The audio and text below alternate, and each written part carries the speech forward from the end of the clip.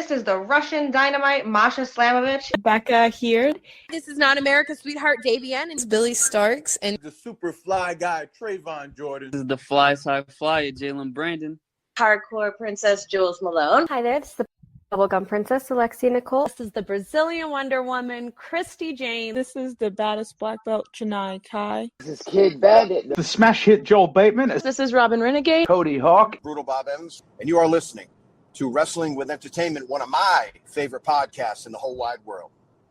Hello, everyone. This is Choctaw Heat Joey Knight Jr., and you are listening to Wrestling with Entertainment. Hello, and welcome to the show at Wrestling with Entertainment, the only audio experience on the web today, the trusted choice for interviewing all your favorite wrestlers every Tuesday and Wednesday on YouTube and Castbox, sponsored by Rogue Energy and Player One Coffee.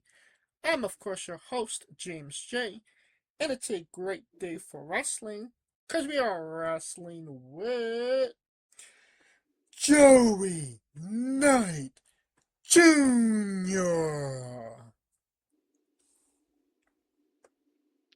Yes, indeed, y'all are. This is Wrestling with Entertainment, Joey Knight Jr., finally on the broadcast. And you can follow me on all social media platforms, Instagram, Facebook, TikTok, my YouTube channel as well, Joey Knight Jr. And I also have a pro wrestling tee store that you can go visit as well. Shop some merchandise, help support me on my independent wrestling journey. Awesome. And where can we find you event-wise next? Event-wise, nothing going on this Saturday, but next Saturday on August 22nd, I will be making my North Dakota debut as I head out to good old North Dakota and wrestle for Elite Wrestling Initiative.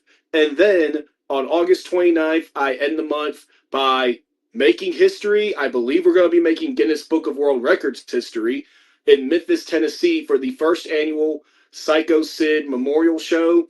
We are going to break the record for the largest battle royal in wrestling history. I believe at last count, there was like 200 people that have said that they're going to, they signed up and they're going to be there for this show in Memphis at Minglewood Hall on August 29th. And I'm one of those 200 plus. So we're aiming to make history and stamp ourselves in the Guinness Book of World Records, but also celebrate the legacy of Psycho Sid.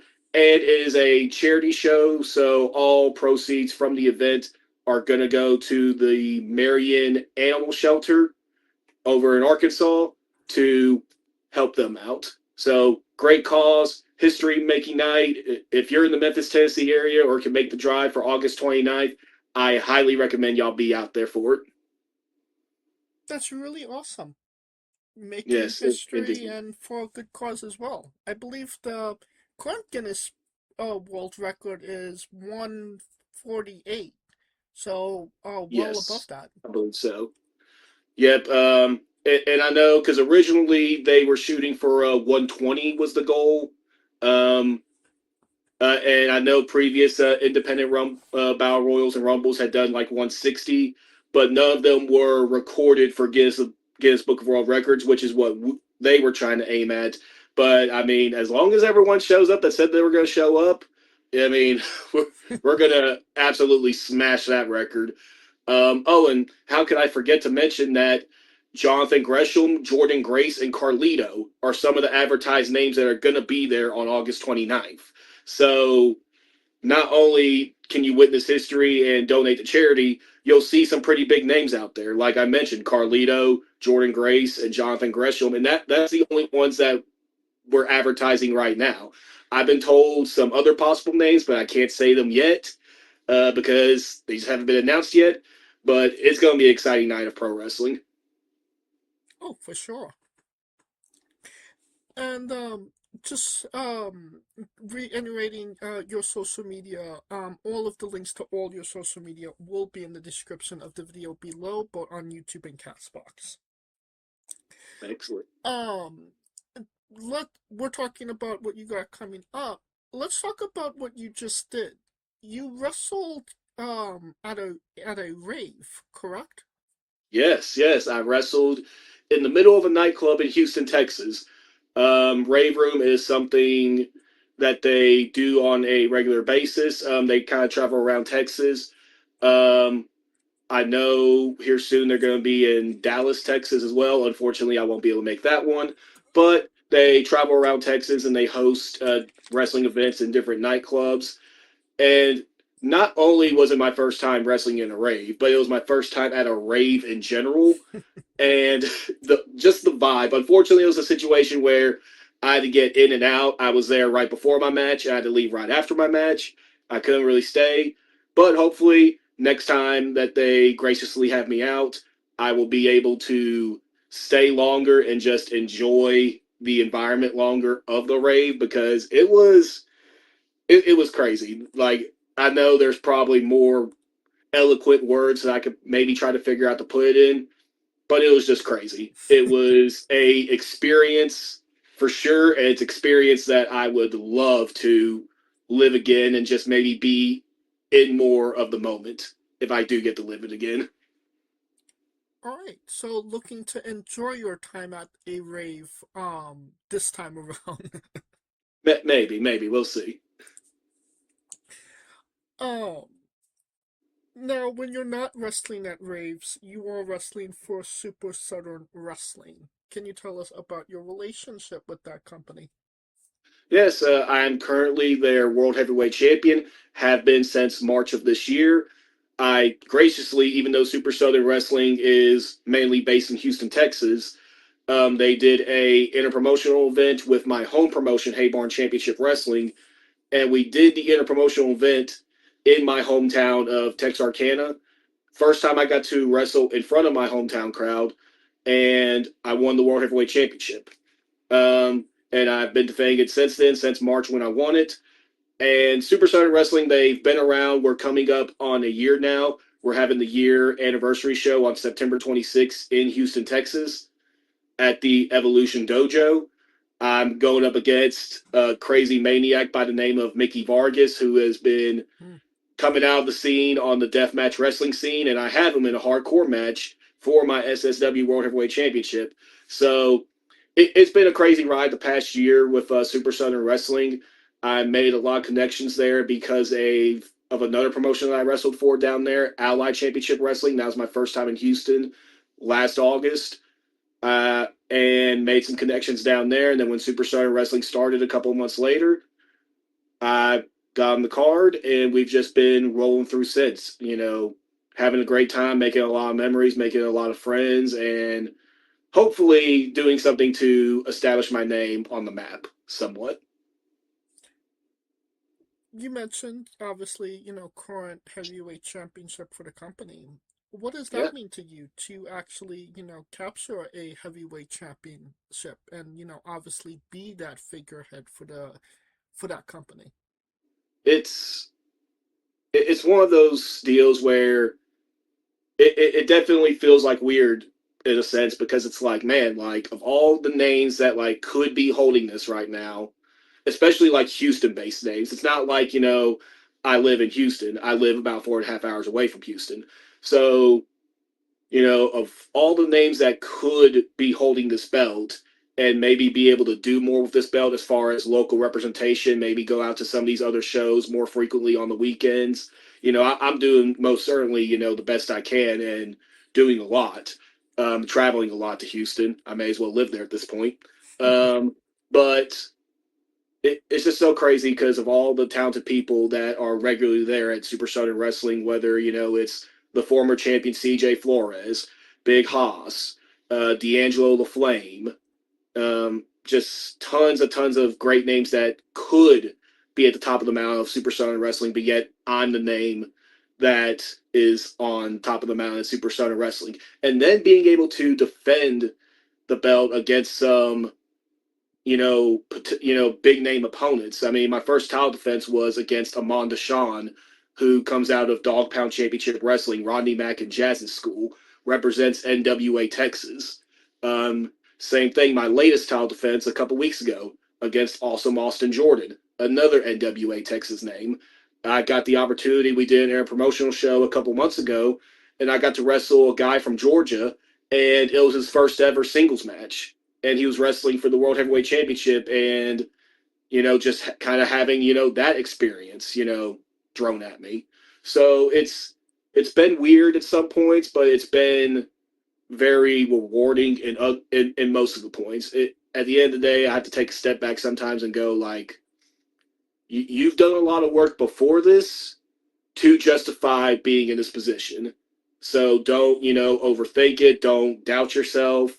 Just go in there and keep doing what you know how to do. And that is be the best professional wrestler you possibly can at this stage in your career. Because, I'm only 2 years in. My 2 years is, in the next couple of days of my anniversary of my first match. Well, happy wrestling birthday. Yes, thank you. So, just be the best wrestler I possibly can with, the experience I've had so far. And give the audience as good of a show as you possibly can. Because at the end of the day, yeah, I could be world champion all I want, and I could hold it for, as long as I possibly want. But if the crowd isn't being entertained, if the crowd isn't going home happy, then what's the point of the pro wrestling event in general? Because at the end of the day, we're out there trying to recreate the memories that we felt when we were kids watching wrestling the first time, and I do my best to try to do that for other people when I'm out there performing. And you mentioned, you got to win that championship, in your hometown as well. Is that, everything, perfect storm? Was that a moment that you took in the moment, or was it something that you kind of had to, that kind of set in afterwards, like, wow, I did this? That was definitely one of the few times where I was able to be coherent enough as it was happening to tell myself, like, drown out what's going on in the ring, and like try to like let the noise of the outside, come in and feel that. Because a lot of times you get tunnel vision, at least for me anyway, you get tunnel vision in the ring, and a lot of times, what you're not even really even hearing the crowd outside the ring, even if it's in this confined space. I mean, I've wrestled in some pretty confined spaces before, where there's not much room between you and the ring and the people in the front row. So you kind of get that tunnel vision sometimes. And that was one of those moments where I had to break out of the tunnel vision and say, listen to the crowd out there and feel that moment. And it was definitely a cool moment to experience. Especially with it being my first time wrestling in my hometown, it just made it even better. Now, I think we have to talk about, one of the elephants in the room, and that is your issues and problems with A1 Leslie Lorenzo, no? Just when I thought I was done talking about him. Well, hopefully your interview space right here is the last place I'll ever have to talk about Leslie Lorenzo, because yes, there was a three-way issue for the longest time between myself, Leslie Lorenzo, and another guest you've had on here, the young vet Matthew De Luna, which now that the three-way issue is over with, me and Matthew have been able to step back here the past couple weeks and kind of just acknowledge, like, game respects game. We're cool now. We're on our different paths. Yes, I am a former hardcore champion. He did beat me for the belt, but he's going on doing his things with the hardcore championship. And I'm kind of, realigning my focus on other things that I need to get done in Haybarn Championship Wrestling. But yeah, as far as Leslie Lorenzo goes, for those who saw the table match already know, and for those who haven't seen the tables match, please go to my YouTube channel or go to Haybarn Championship Wrestling's YouTube channel. Either way, support on either of those would be great. And watch the chaos of that triple threat tables match. And you will see by the end of it that I took Leslie Lorenzo out. He decided to keep opening his mouth just a little bit more. He didn't know when to shut up. And eventually I put him out like the dog that he is. And as far as I'm concerned, as far as I know, Leslie Lorenzo's retired, and he's retired at my hands. So, past is the past. There's not really anything we can do to change it. People have tried to come up to me and say, like, do you regret taking things that far with Leslie Lorenzo? Yeah, it doesn't stink that, he's never going to step foot in a wrestling ring again. But ultimately, he's not going to be able to step in a wrestling ring again and get involved in my business again and cost me championships again and be a constant thorn in my side and follow me everywhere like he was doing. So, at the end of the day, did I go a little too far with him? Maybe.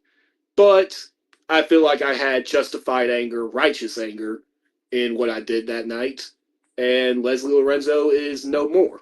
So there's that. Well, I mean, you said, you kind of buried the hatchet with, Matthew.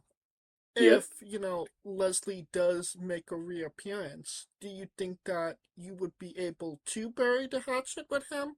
Or do you think that this is kind of like a forever rivalry?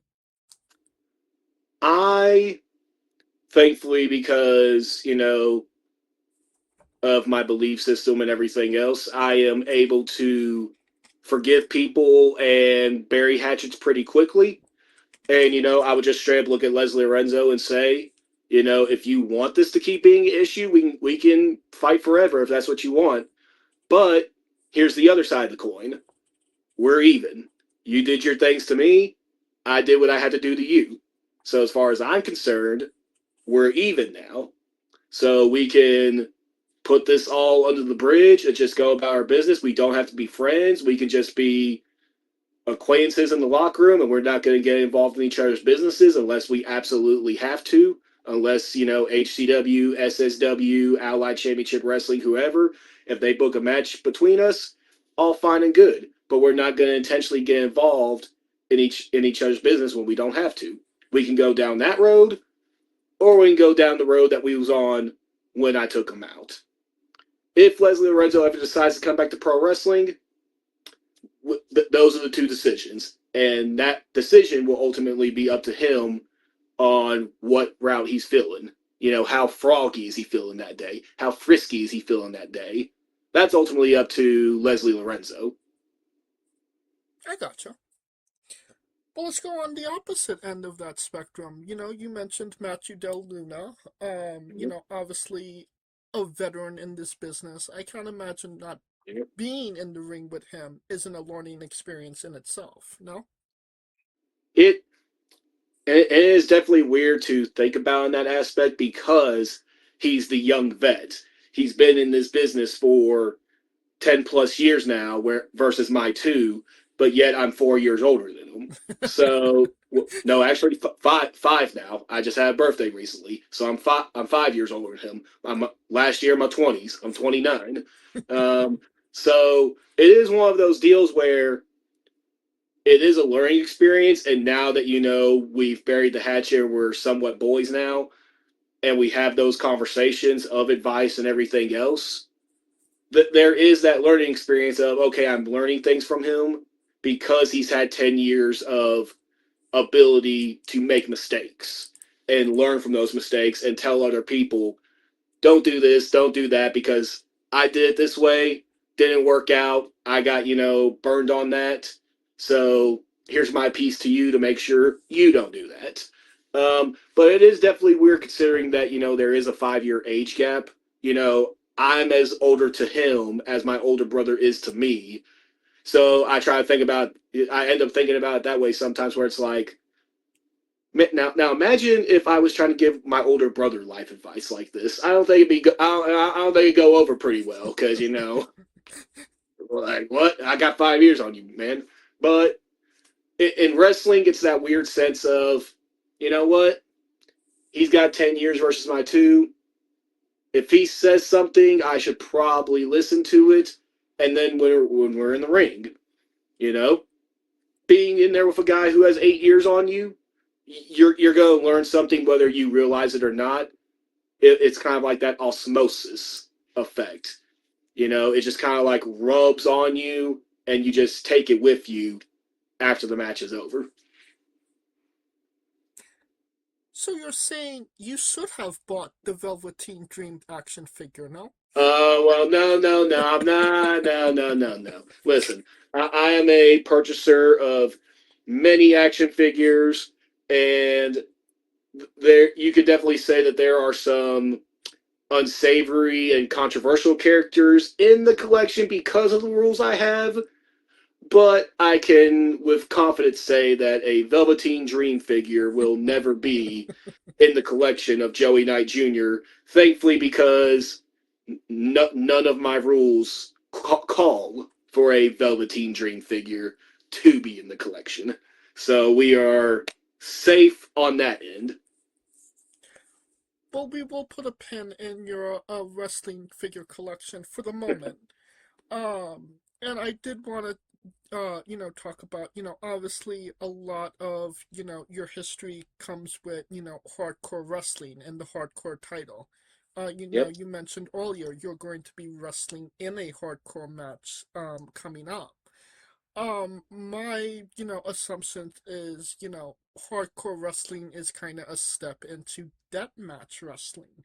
Is that something that you'd like to get your feet wet with, or are you just going to stay, with the hardcore side of things? I will maybe do a death match one time just so I could say I did it, but I have no desire to be a deathmatch wrestler.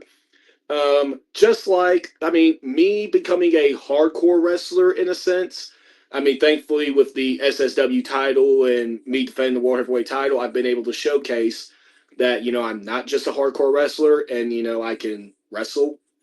But I fell into the hardcore title by accident because only reason the hardcore title was ever in my sights, it feels many, many moons ago, but it was only last year. April 2025, my group, The Establishment, we have an 8-man tag team elimination match against a rival group of ours, Carnage. And the stipulation is if Establishment won, we got title opportunities at the championships that Carnage was holding and vice versa. Well, the titles that Carnage were holding at that time were the Social Media and the Hardcore Championship. And we won. And now one of my stablemates, Aaron Black, he had been chasing the Social Media Championship and getting screwed at every possible turn. So, of course, I was going to let him take the Social Media title opportunity. Right. So there was only one championship to go after against Carnage, and that was the Hardcore Championship. Won the Hardcore Championship, took it from the Sandman Damian Gray. I had to run with the title, had a couple of defenses, and then lost it to Matthew De Luna. And, of course, you lose a championship, you're going to want to get it back. I tried, failed, and now we're moving on to other things. I currently have to deal with Draven Murrow and the Modern Day Monsters. They've been breathing down our necks for the past 8 months at Haybarn Championship Wrestling. I've been having to deal with them off and on, along with Leslie Lorenzo in the hardcore title. So now I'm finally able to focus just on that. And once we get done with Draven Murrow and the Modern Day Monsters and the HCW World Title ends back up in the Establishment, we go from there. We see the lay of the land, and we pick our next spot. We figure out where Joey Knight Jr. goes from there. But no, to answer the main question that was presented, there's no desire to be a full-time deathmatch wrestler or have that be my thing. Will I do it one time just so I can say I did? Of course. I eventually want to do, every match type. Now, does that mean I want to make that my thing? No. So no, deathmatch wrestling as a thing Joey Knight Jr. is known for, definitely not in the cards. I will do it one time, though. Whether that, ends up being Mickey Vargas or Nino Extremo or Jimmy Controversy or whatever, deathmatch wrestlers there are out there. Necro Butcher, he's been making the rounds again, famously. And, he's still in the deathmatch wrestling game. So, if it does happen one day, I'll be glad it does because at least I get to check it off. but that is not something I'm going to be pursuing for the long haul. Are those your top 3 picks for a death match? Mickey Vargas is definitely number one, because even though I am wrestling him in a hardcore match, it's not a death match, so I can't, technically say that I wrestled him in a death match. Right.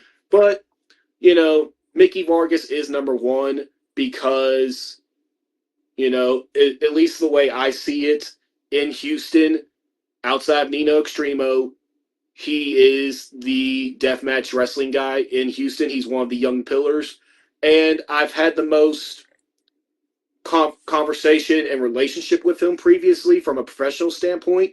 I've seen Nino Extremo a couple times in locker rooms, but, I haven't been around him as much as I have Mickey Vargas. So Mickey Vargas would definitely be number one. Nino Extremo would be number two because he's the one that is currently making his name even more. He's been seen in GCW a couple of times.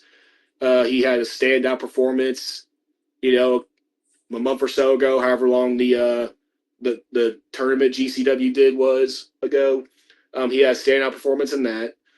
Number three, if I had to finish it out and make it a top three, Jimmy Controversy might be number three just because I grew up watching him on Grimm's Toy Show back in the day. So Jimmy Controversy may be number three for that reason. So, yeah, I feel comfortable saying that would be the top three. Vargas, Nino Extremo, and then Jimmy Controversy. I gotcha. Now, you mentioned the establishment. Can you tell us about your relationship with its other members, Eclipse and Aaron Black? Yes, so Aaron Black, I've known that man for half my life at this point. I first met him when I was about 12 or 13. We went to the same school for a period of time, and we found out the other one liked wrestling, so we built a bond based off of that. And now we've just had that brotherhood for the past, good Lord, 16, 17 years. Jeez Louise, it's been that long. Oh, my goodness. What is time at the end of the day? But, yeah, we've had that relationship for almost 20 years now, 2 decades. Eclipse, I've known for a lot less longer than that. I've known him for, pretty much for about as long as I've been wrestling. So count training time and everything, I've known him for about 3 years, 2.5 years, somewhere in that time period. But crazy enough, me and him were the OG members. Me and him were the founding members of the establishment. Eclipse, he had a tag team title opportunity back in August 2024, fatal 5-way matchup, and his partner dipped. His partner left the company, and he needed a partner. And he found me. He asked me, listen, not expecting a whole lot from you since you've never wrestled before, but, this is the opportunity. We can at least try. I said, you need someone, I got you. Made my debut in that fatal 5-way elimination tag team match for the HCW tag team titles, and we won. We won the tag team titles our first time teaming together in my professional wrestling debut in August 2024. So that was a crazy moment to not only have my first match be a title match, and said title match is the main event, but we win. We win on our first time teaming together with all these other firsts that are going on. We didn't hold the titles for that very long, though. We held them for, 4 weeks. But that cannot be taken away, that we held the tag team titles, and that moment, that scenario cannot be taken away. That scenario cannot be understated with all the firsts that were in there. But yeah, so it was me and Eclipse. We started it. And eventually, we recruited Aaron Black to the field. Just that connection both me and Eclipse had with him. And he was trying to be a singles guy. He was trying to do things on his own, which I respect, immensely. But he quickly realized we have common enemies, and, he can't do 3-on-1. Like 3-on-1, 4-on-1, it's just not working for him. Just like having to do 3-on-2, 4-on-2 was not working for us. So Aaron Black eventually joined the fray. We realized common enemy, and we were already cool with each other before that. So Aaron Black joined our ranks, and I say we've been doing good so far. Uh, Aaron Black did eventually, finish his story and become HCW social media champion. He defeated Black Savage, the member of Carnage that, he had his problems with. Became social media champion. I held the hardcore championship for a period of time. Eclipse, within 1 year, within one calendar year, had the tag team titles at one point with another member of the establishment that we no longer talk about because he was a mole for Carnage the entire time. But he was he was a tag team champion, held the international championship, which is basically our, if I was to put it up in legacy terms, it would be HCW's Intercontinental Championship. Okay. So won the international championship, and then while he was international champion, won the HCW World Heavyweight Championship. So we've had a tremendous amount of success since we formed the establishment. Have had a rough patch here lately. Had some things not gone our way the past few months. But I only see things as going up from here. Both of them, they've joined me in SSW down in Houston. They're starting to make their names down there as well. Eclipse, along with me being the World Heavyweight Champion, he is the SSW Wrestling Machine Champion down there. So establishment are running SSW because we have the only 2 championships that are available in SSW. So we're kind of holding that promotion down in Houston. But yeah, it's just been a great ride, a tremendous time with both Aaron Black and Eclipse. Let's start with Eclipse.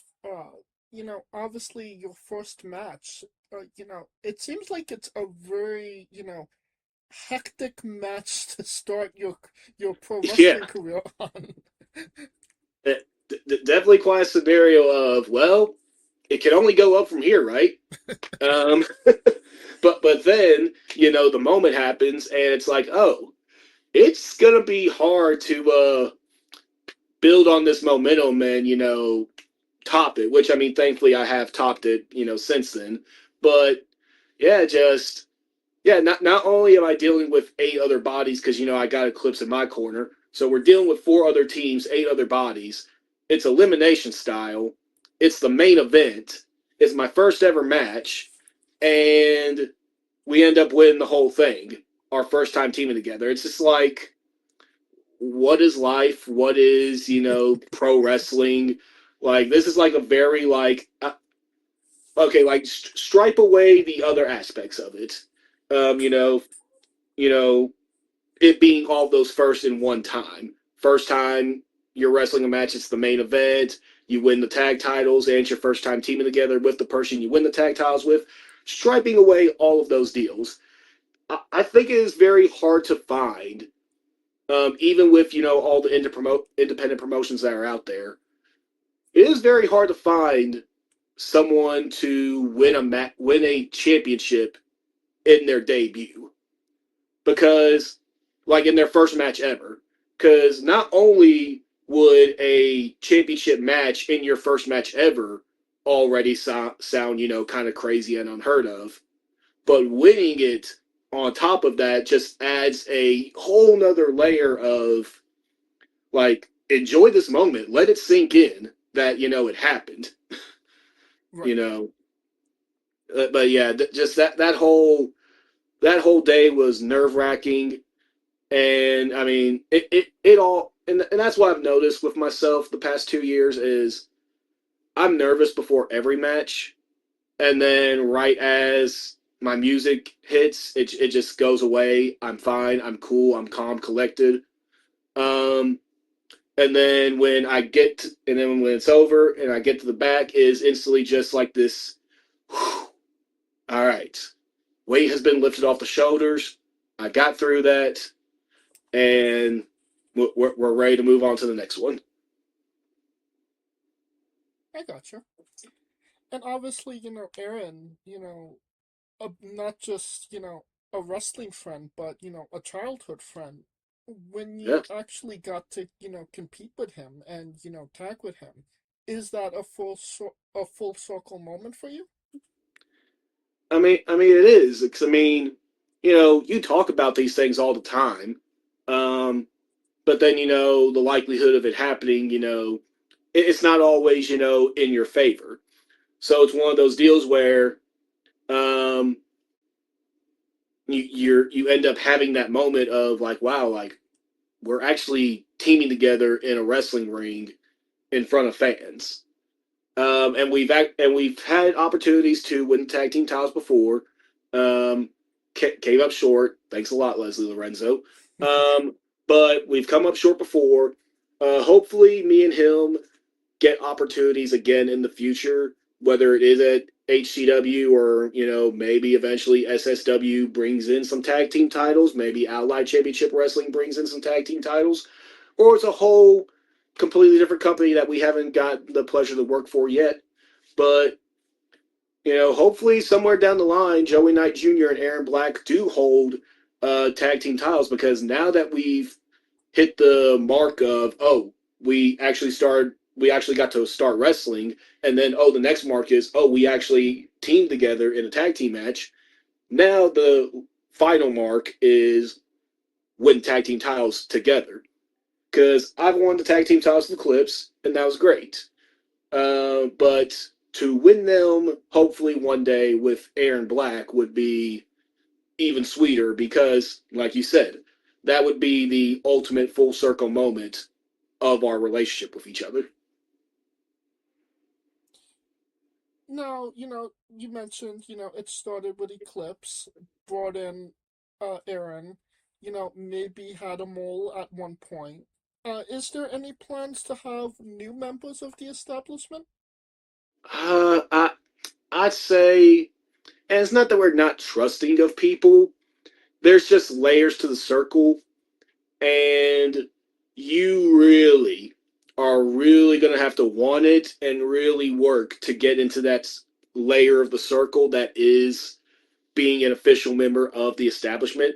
Now, we do have our allies, because at the end of the day, as much as we try to get rid of them, Carnage is still a problem for us. We're currently dealing with Draven Murrow and the modern day monsters, and just all sorts of different enemies. Now that we're, going down to Houston for SSW and all these other companies, we're making enemies down there. Factions are forming just to get rid of us. So, you're definitely going to have allies. We're going to have allies, but they're not establishment members. And for them to maybe be establishment members one day, that would have to be a lot of work and a lot of conversating between the three of us, because I feel like we finally have found our groove as a faction, and it was only when it became just the three of us and the mole, got rid of himself. Unironically, it was done to try to weaken us so Carnage could take us out, but it made us stronger. It made us gel more together, because I think we kind of realized it just needs to be the three of us. Not to say that that door's never going to be open for a fourth, maybe fifth member, whatever have you. But we'll always have our allies, whether it's people at Haybar Championship Wrestling like the Heartbreakers or Sin, or now Matthew De Luna, I suppose. Or whoever may be down in SSW, whether it's Draco or D'Angelo LaFlame or whoever. We're definitely going to have our allies, but as far as official members of the establishment, being a true diamond in the rough of professional wrestling, I feel confident in saying that it is going to remain the three of us for quite a while, if not permanently. I gotcha. Now, speaking of those two other members, what are pet peeves about them that you just don't understand? You're trying to start something, ain't you?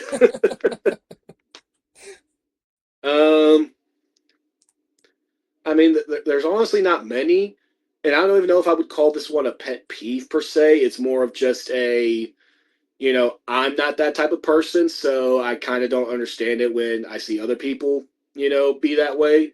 But they are very rough-edged and abrasive. Whenever they think they are being disrespected by someone, I will just say that. Whereas I'm kind of like, forget about it, water off a duck's back or whatever. They get very abrasive. So it's kind of like one of those weird things to see, like, oh, wait a minute, this is not how I would deal with the situation. I'm not really much help here. I can't really give you any advice right now because I don't even get to this point that you're at right now. So I'm going to just, take a few steps back and leave you be. I'm going to let you handle this one. But, and again, I don't even know if I would classify that as a pet peeve. Because, I honestly can't think of anything they do. They're great writing partners. They're great, people to be around with in the locker room. And, when we have our moments together where it's just the three of us. So, yeah, I guess just their abrasive personalities would maybe be the thing I single out. I gotcha. Now, I did notice that you had the pleasure of competing in a six-sided ring. Can you Yes. tell us about the advantages and disadvantages of working a six-sided ring? Advantages, I would definitely say there's more angles to work with. There's more angles you can attack from, but then again, on the flip coin of that, it goes into a con of being, well, now there's more angles for your opponent to attack you from. But overall, I would consider it a pro. There's just more angles to attack your opponent from. As far as cons go, I definitely had to learn this the hard way. But, six-sided rings are more tight, especially the ropes. They're tighter than a four-sided ring. So you're not really able to run full speed like you are in a four-sided ring the way I trained. I trained in a four-sided ring. So I trained to run the ropes the way I do in a four-sided ring. Six-sided ring, you can't really do that because then you run the risk of, oh my, the rope might snap. And that is going to be bad. So I would definitely say there is a disadvantage on that aspect. And I don't know if it's because the way they, at least the one I wrestle in down Evolution Dojo, which is owned by Miranda Lees and Nixon Newell, a.k.a. Tegan Knox. But, and I'm saying this in a good way, but like how thick their padding is, because I've heard all the horror stories from, professional wrestlers who wrestled in TNA back in the day. I've heard the interviews and everything where they talk about, oh yeah, the six-sided ring was terrible. It was so rough to bump in. I hated bumping in the six-sided ring. It saved my career when we moved to a four-sided ring. I don't feel no difference, honestly. Now, maybe it's because, of how good they have their six-sided ring padded, but honestly, it feels the same as the ring I wrestle in full time at Hay Barn Championship Wrestling, the ring I trained in. It feels very similar to that ring. So as far as, taking falls and getting slammed on it, it feels about the same to me. I don't feel no difference on there. It feels, as good as, falling and getting slammed could feel. It doesn't feel good, but it feels as good as it can be. So thankfully I haven't really experienced many disadvantages with a six-sided ring. It's felt very similar to being in a four-sided ring for the most part. So you said that you had to learn that lesson the hard way. Are you saying that you snapped the ropes in the No, but there was a quick panic attack on my end that I thought I did. Okay. Just being in the ring down there my first time, first ever SSW show, and I'm getting warmed up and I'm hitting the ropes and I start catching my speed like I normally do in a four-sided ring, and I just hear these loud, like, I don't even know how this pops or, whatever, but I'm just hearing these loud noises and I hear like a big, like, clapping noise, and I instantly stop. I'm looking around, like, oh my goodness, did I just break Miranda Elise's and Nixon Newell's ring? Like, oh, my first time here. Like, this is supposed to be SSW's first show, and I broke the six-sided ring. But no, it was all good. They just told me, like, you can't run like you do in a four-sided ring. You gotta step the tempo back a little bit. You can't hit it as hard as you do a regular ring. I was like, okay, all right, panic attack over. I feel good now. let's continue to get warmed up. So no, thankfully no breakage of the ring on my part, but there was a scare on my end. I think it's time for Joey's Bizarre Adventure. You're a pro great. wrestler that goes up and down the roads, and weird, crazy, and bizarre things are bound to happen. Can you tell us a road story that fits that description? What kind of stories can I tell on here? Like how they're not like mature, but I definitely wouldn't say they're like 6-year-old friendly either. You can say whatever you want. We've had very explicit encounters. We've had strip club stories. We've had females with hook hands. So I don't think I will there's definitely not going to be any foul language on my end, but I will definitely try to scale it back as much as I can while still telling the story. So there was an instance most recently at the rave show where I took an L on the match. I lost my match. And I'm holding my neck, and I'm trying to recover so I can get out of the ring. And there's a couple of guys there, because there wasn't a barricade or anything. Everyone was surrounding the ring, PWG style. And these guys are cheering me on or whatever. And I was just making a joke. I don't drink alcohol or anything like that, but I was just making a joke, with one of the guys there because he had a beer in his hand. I'm like, man, I might need a drink after that one. Ha ha ha. And then his buddy standing next to him goes, well, I don't drink, but you want to take a bump with me?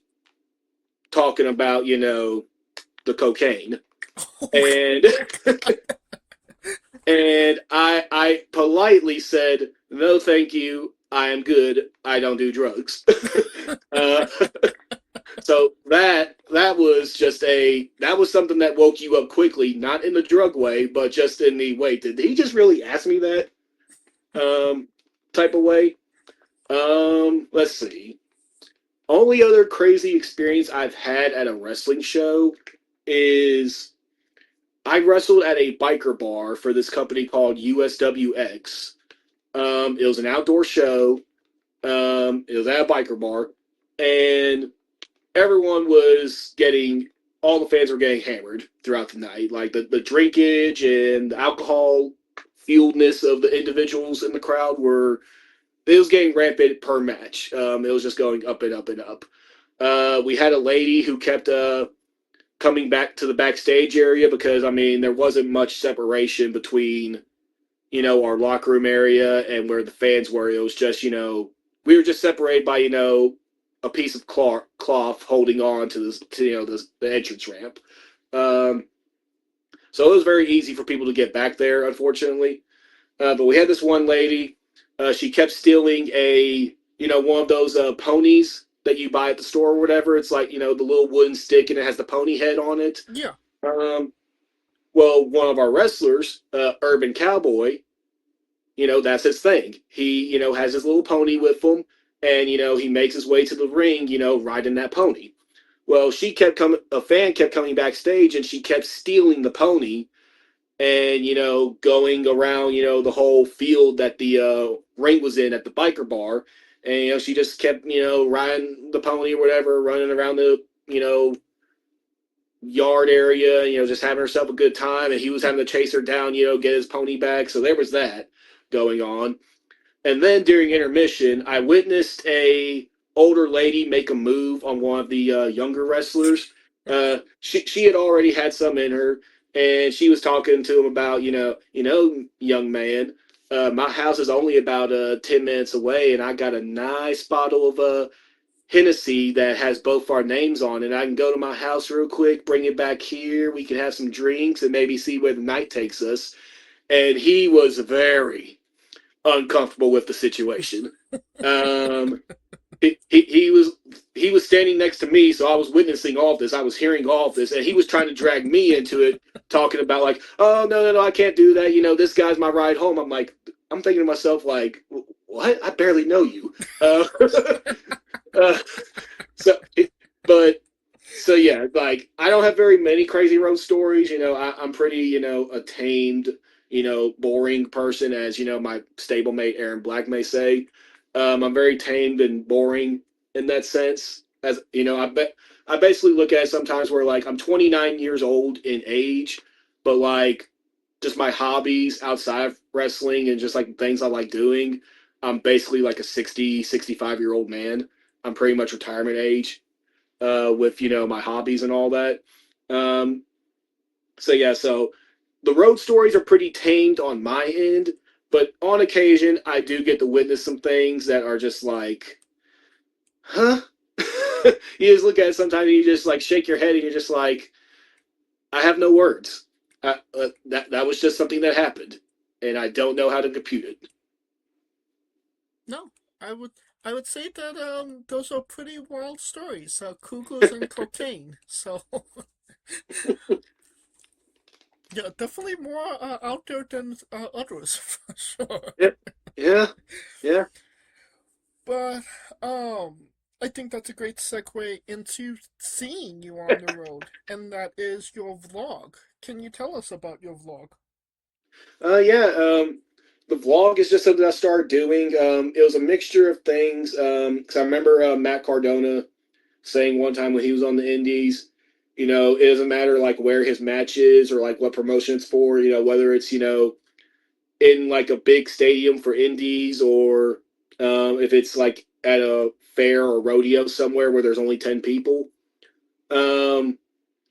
He always likes, getting pictures or recording stuff, making sure he has video of everything going on so that way he can post it. Because if he doesn't, then it's basically like that day in his life didn't exist.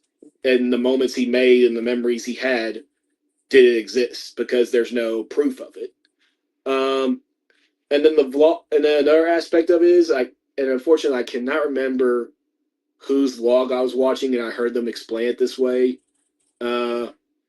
But it also kind of, just boiled down to, and I mean, I don't have kids or anything like that, but, one day in the future, if, by some miracle I did have children, I feel like that'd be a cool thing, like for them to be able to see, like, not only is it, on my end, like I know this day got to exist and, I'm able to have like some of the great memories I have and the fun times I had, on video forever that can, forever be watched through the annals of the internet.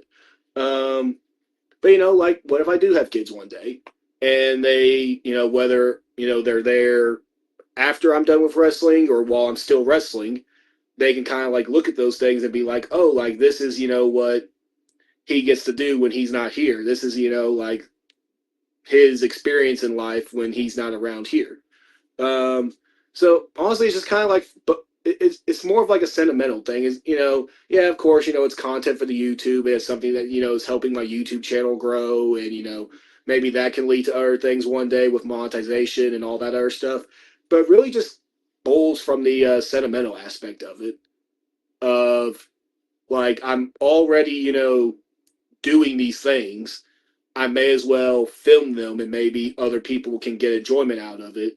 And I know that, I'll never forget about those memories. One day when I'm 70 something, 80 something years old, if I live that long, and, I start losing my memory and I start losing my mind, I can watch that and I can remember those things that happened.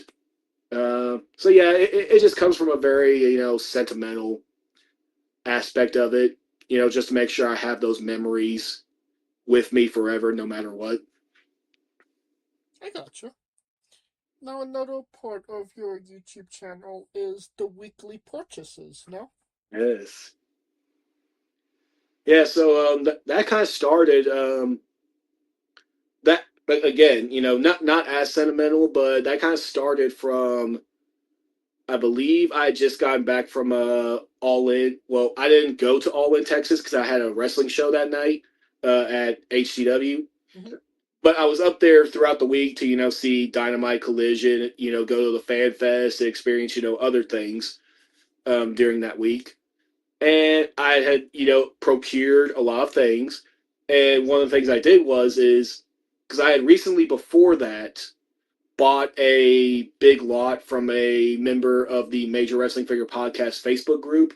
He was getting out of collecting, and he had like this gigantic lot of stuff that was probably worth, if you actually tried to sold it for like, what it was actually worth and what, people were willing to pay for it. It was probably worth within the thousands of dollars. Like we're talking maybe 5,000 minimum of like wrestling items he had, whether it was autographed 8x10s or figures or pins or whatever else. And he posted in the group one day, he was like, I'm getting out of collecting for the most part. Here's one of the lots I'm selling, $300. I'm just looking at it like, and I'm looking at all the pictures, and I'm like, well, I see $300 worth of stuff I want, so let me buy it.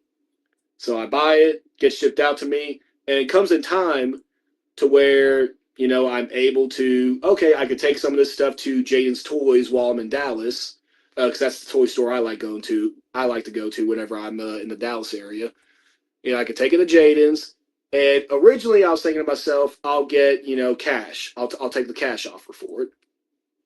But then I started looking around the store, and I started thinking about things, and it's like, well, man, for a while now, I've been thinking about starting, the Jakks Ruthless Aggression Era collection, and I can get a lot of loose Jakks figures here. Like, I can basically have half the collection done right here and there if I do the in-store credit. So after some walking around and thinking to myself and like, man, do I really want to put my wallet through this? I bit the bullet and took the in-store credit, got a bunch of figures that day, got a gigantic haul, took it back home. We did a video on that. And then that's what kind of spiraled it into, okay, since I'm now doing this collection, since I'm now doing some other collections, because at that same time I started the DVD collection of getting every single WWE pay-per-view DVD from 2002 to the end of 2023 when they stopped making them. So it's like I started those two collections at the same time. It was kind of a perfect storm, and it just kind of rolled into, well, if I'm buying this stuff, I may as well, get some value out of it and start a weekly purchase series and just show everyone what I'm getting, each week. And who knows, maybe that, again, back to the vlogs, not starting it for, a monetary thing, but is something that is definitely helping my channel grow. And maybe it can lead to, the monetization part of YouTube, and who knows where it can lead to from that. But yeah, just something that started from a random Facebook buy, and the trade-in from that just kind of spiraled it into its own little beautiful monster that is behind me today. You mentioned earlier that you have rules and regulations to what you Yes. buy. So what are your rules and regulations? Yes, because rules for collecting are very important, because if you don't have rules, then it will get pricey, and it will get clumped up pretty quickly. Unfortunately, I found that out the hard way on my end. So I will say the only thing I really don't have rules on is Funko Pops. Funko Pops, I just kind of collect whatever I'm into, and but I do have a distinction. Like, it has to be something like I'm really into, not something that I'm like kind of, I kind of like it. Like, it has to be something that I'm like really into, like Dragon Ball Z, or Lord of the Rings, or Harry Potter, or pro wrestling, or Marvel. Like, it has to be something that I'm really into. With the action figures. So I was a Ruthless Aggression Era kid. I was born in 1997, but I really don't have any memories of wrestling before 2004. I knew I watched wrestling before that, because there's pictures of me. My second birthday cake was a wrestling ring cake with some Bendham figures in it. So like, I knew I was watching wrestling before 2004. I just don't have any memories of it until 2004. So the Ruthless Aggression Era is my era. 2002 to 2008.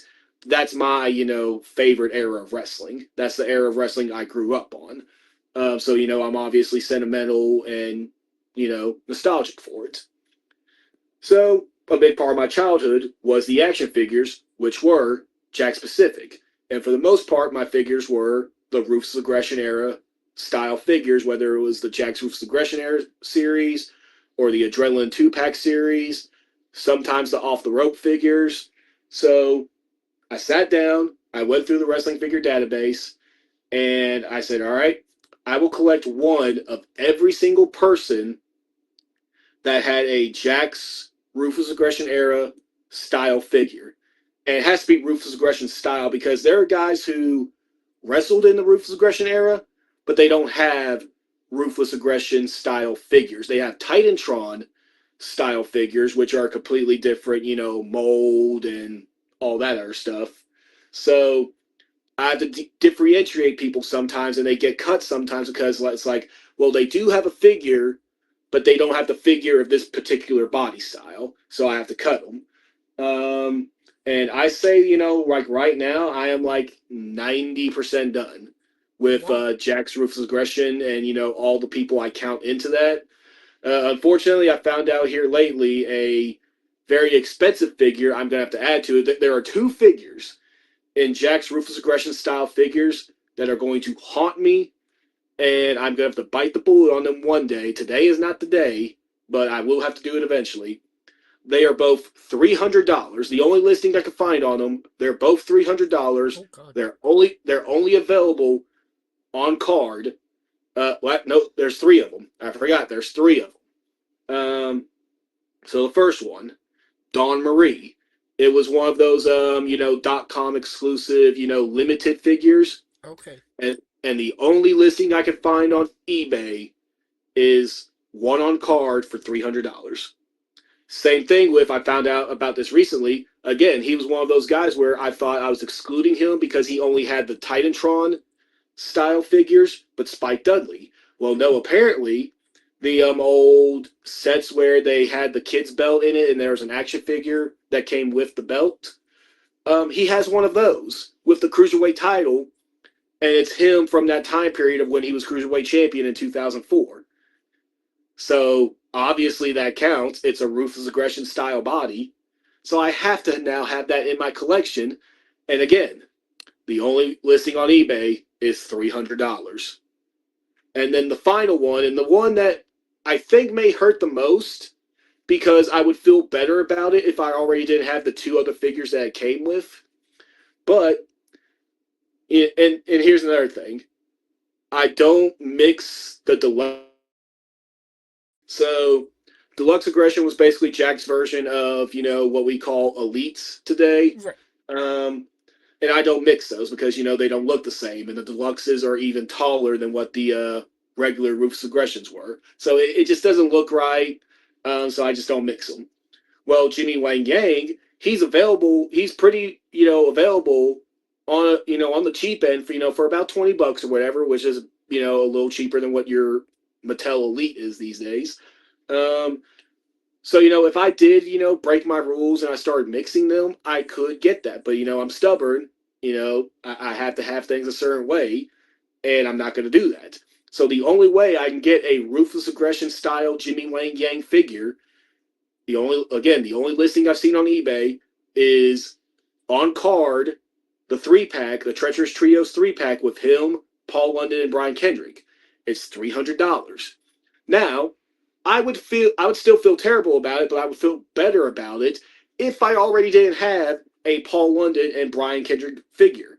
Because then at least I could tell myself pretty little white lies that, okay, well, I'm paying $100 per figure. Paul London's $100, Brian Kendrick's $100, and Jimmy Wang Yang's $100. I'm paying $100 a figure.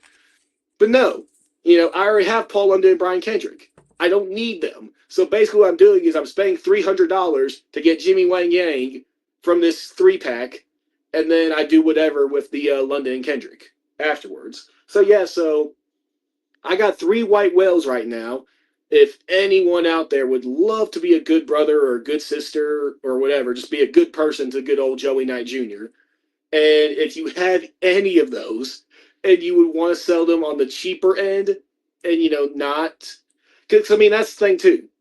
That's the thing with us selling, wrestling figures at the end of the day or just anything in general. If I'm the person that bites the bullet on it and I pay that price for it, I'm ultimately setting up the standard for everyone else that sells it afterwards. That, okay, hey, this is the standard that people are going to pay for this. And I would like to try not to feed into that system of, oh, well, it's the only listing out there, so you have to pay this, crazy inflated price for it.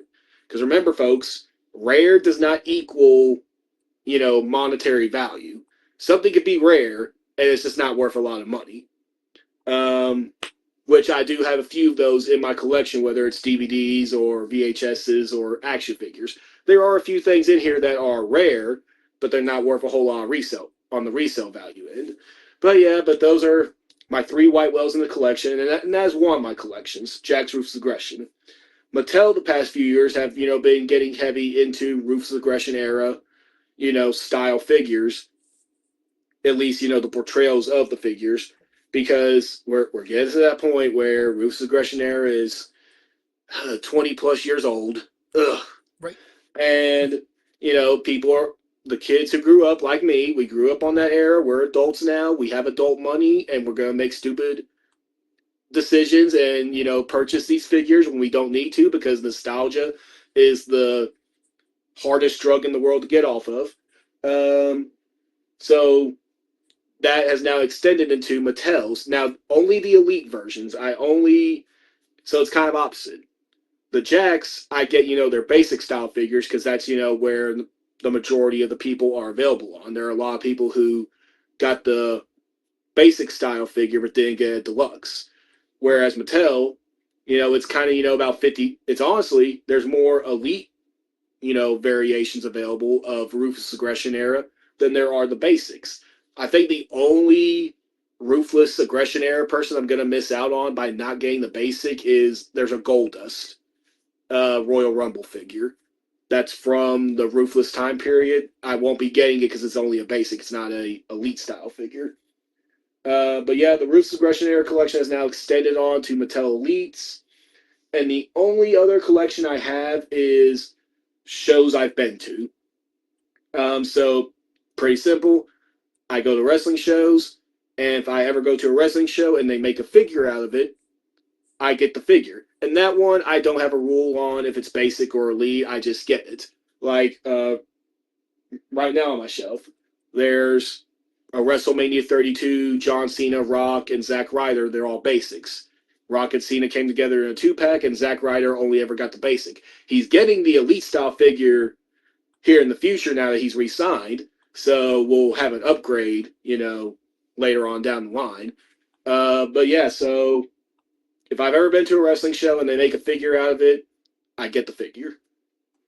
And then outside of that, just a collection that really doesn't have any rules to it. It was just something that I wanted to do because I really like these characters. And it's the only exception to that.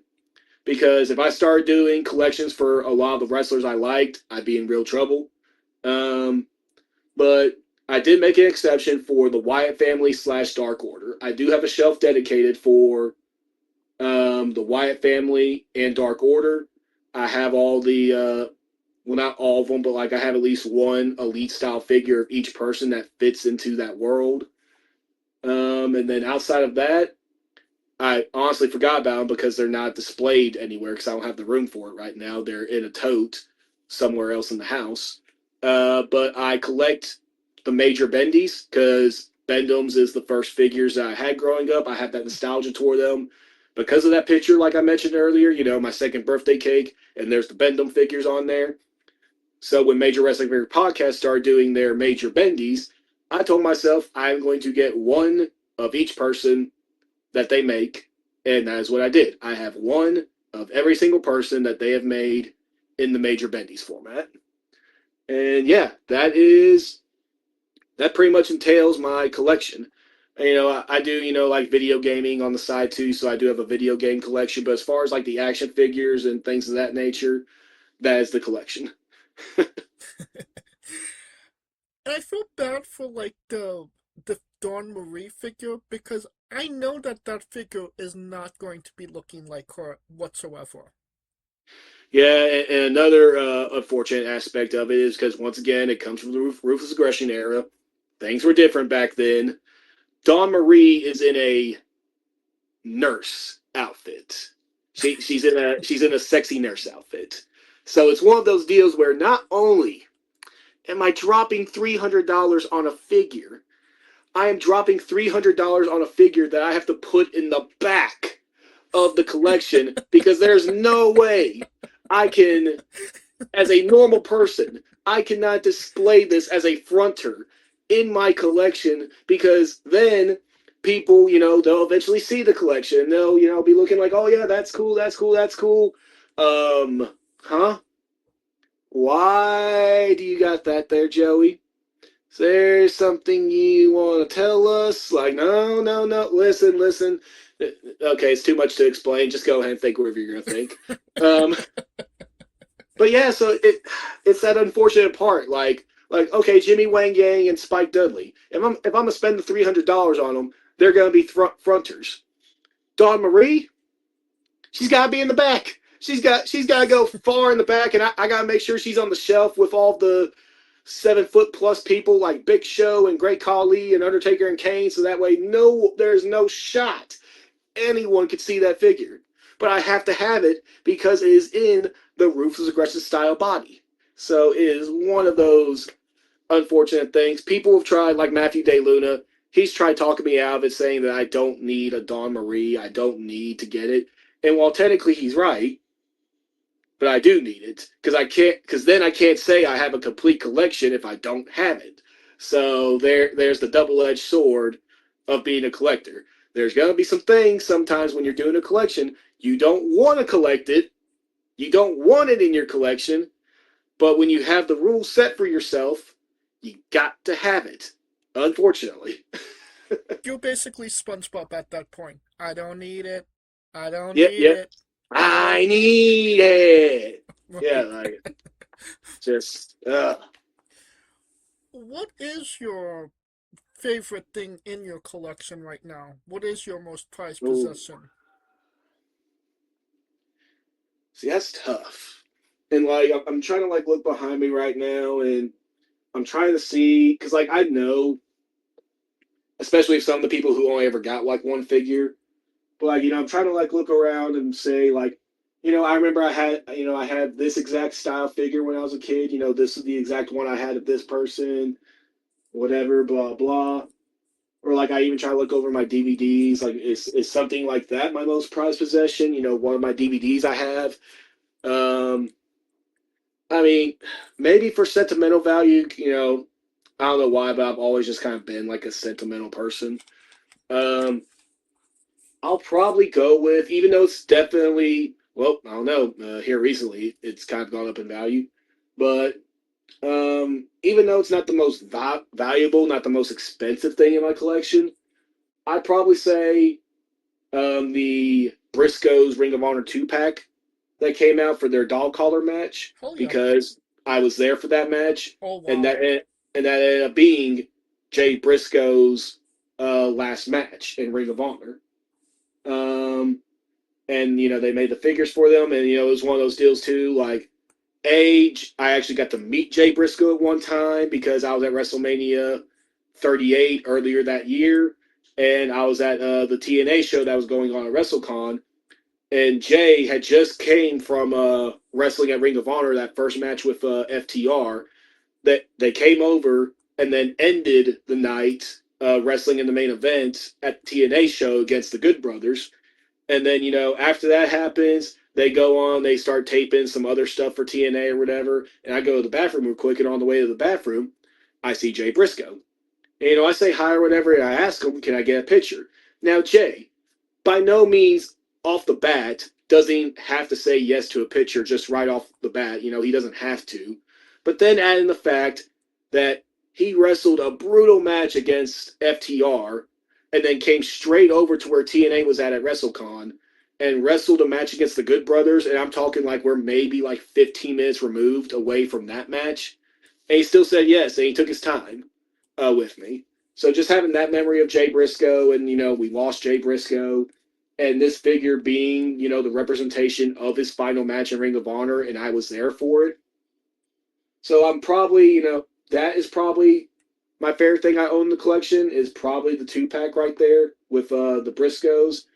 Other than that, I'd probably say the thing I value most in the collection is the Brody Lee / Bray Wyatt Dark Order / Wyatt family shelf, because again, sentimental.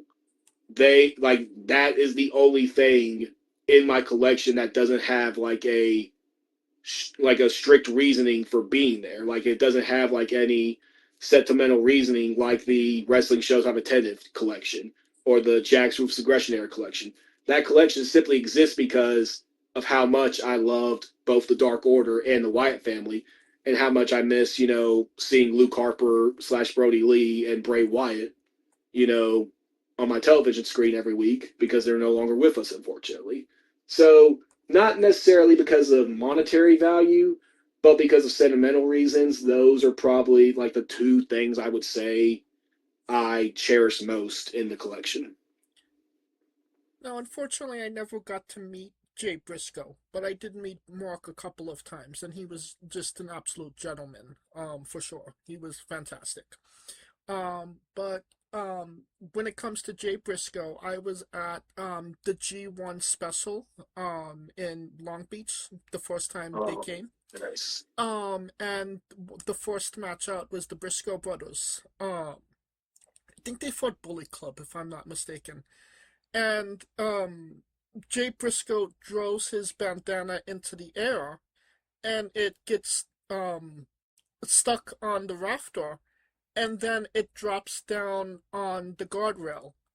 I was in the fourth row, and if you watch that video, you can see me run from the fourth row, grab the bandana, and I still have that bandana to this day. That's awesome. Yeah. I mean, it would have been really cool to have him sign it at some point, but unfortunately, obviously that can't happen now. But yeah, I have Jay Briscoe's ring-worn bandana from his match at the G1 special in Long Beach. That's amazing. Yeah. You mentioned your DVD collection. Yes. You said that you have from 2002 to 2023. Is that all Yes. complete? Yes, that is complete. Now, some of the 2002 is in, it's pretty much half and half. The first half is in VHS, and then the other half is in DVD. I still count it. But I've now expanded, and there's the collecting bug. When you think you're finished with one thing, you give yourself an excuse to keep it going and, make a new rule for it and start it again. But, I was born in 1997. So I told myself, well, it's only a 5-year difference. Just go, and you already have some VHSs. It wouldn't really make sense for you to, only have 4 or 5 VHSs and then everything else is DVD. Collect all the pay-per-views from 1997 to 2001, so that way you could say you have everything from your birth year until whenever they stop making them. And I've gone down that rabbit hole. I haven't really gone full on in it like I have the other things, mainly because even though I do have 2 different VHS players, both of them are having their own issues of not fully working. One of them just doesn't play any video, but I can hear the sound. And then the other one, it plays video for maybe 10 seconds and then it automatically just turns off. So I have to figure out what's going on with both of them and see if I can fix it, or get someone to fix it. So I haven't really, delved into the VHSs as much as I have everything else, but it is something that I'm eventually going to complete and get done. But yeah, just physical media is something that I cherish a lot. I think it's very important to have. I did fall for the trap, back in the day, when Netflix and all that, I finally, had access to that stuff. For the longest time, I was holding out because, and I still have physical media because, I didn't have Wi-Fi. Me and my family didn't have Wi-Fi. And then all of a sudden I go to college, I have access to Wi-Fi, so I have access to Netflix and Hulu and all this other stuff. And I just sell all my DVDs, both wrestling and, movie-wise. I sell pretty much, I sell all the DVDs and I sell 95% of my wrestling stuff. So, and then, over the course of the years and everything, and you see the examples of, why it's, kind of dangerous to, just rely on your media being digital only. And I mean, Sony the past, little while has kind of proven that to us once again. So, I made the decision, about a year or so ago when I started weekly purchases, that, hey, I should really get back into physical media. I have the space because thankfully, DVDs, they don't take up too much space. So you can kind of have a lot of them in a small space. I mean, like right now I'm looking behind me on my bookshelf and, it's one of the, just those $35, 5 bookshelves you get at Walmart. Doesn't, just takes up a little bit of corner space. And my entire collection of 2002 to 2023 fits in this bookshelf, and then I still have a few more rows that I can fit with miscellaneous DVDs. So it doesn't take up much space, and thankfully DVDs haven't really been hit with that nostalgia yet, or just that the overpricing bug hasn't hit DVDs yet. So I was able to find like 99% of the DVDs that I have here for still under retail value. Right. So it was something I could do cheaply, quickly, and efficiently. So I went on with it, and now that's now expanded on to, like I said earlier, 1997 to 2001 VHSs for WWE, and it's also now expanded on to just movies in general. Like right now, I'd probably say like 60% of the movies I own on DVD I've never seen before. I just know that like I at some point should see them, and at the very least, because like most of my DVD movies that I buy them in like these big lots on Facebook Marketplace. Like I had one not too long ago where it was like 150 DVDs, and the person only wanted $30 for them. So like, hey, of course I'm gonna take advantage of that deal. And I kept a lot of them or whatever, and like most of them I'd never seen before, but I just read the back real quick and be like, oh, okay, the synopsis of the movie, caught my eye, so I'm gonna keep it, even though I have no idea what it is and I've never seen it before. But yeah, just a lot of collecting going on, and one day when I can get a house, and I can just lay everything out across multiple rooms and have all this extra space for it. It will look so beautiful. It'll be so grand. It won't be so contained to one area, but one day it'll happen, and it's gonna be a marvelous looking collection when it does happen. I have we're kind of the same because I have all of the WWE DVDs paid previews from 2001 to 2014. Nice. I stopped when they came out with the network, so I cut off at WrestleMania 30, because it was all going to be on the network anyway. Yeah. So, and obviously it was $10 back then, so, it was quite easy to, just get it. But for me, it was mainly because, if you didn't see that paid preview right then and there, that DVD was the only way you were going to watch it. Yeah. And a lot of them was a bit harder to find out there because, you didn't have, you had eBay, but some of them were on the more expensive side. But, yeah, no. The only one that they didn't make was, No Way Out 2001 on DVD. And they made Royal Rumble 2001. They have WrestleMania 2001. They don't have No Way Out 2001, and that really bothers me. But I came across that issue with a few modern ones whenever I was doing the DVD collection. So there was a few where I had to go I had to be Captain Jack Sparrow and find some people who were Captain Jack Sparrow. I gotcha. On my eBay listings, and I definitely overpaid for, they were about $50 each, but at least I have them on physical media. But I'm guessing because of the when they did the brand split again in 2016, I'm guessing because they had to give time to the stores and the retailers and everything to like accommodate an extra space for an extra pay-per-view, because when they started doing the brand split again in 2016, we were getting 2 pay-per-views a month. Right. One from Raw, one from SmackDown. So I guess they had to wait some time to be able to accommodate that space on retail shelves, because the first SmackDown DVD of the brand split era is TLC 2016.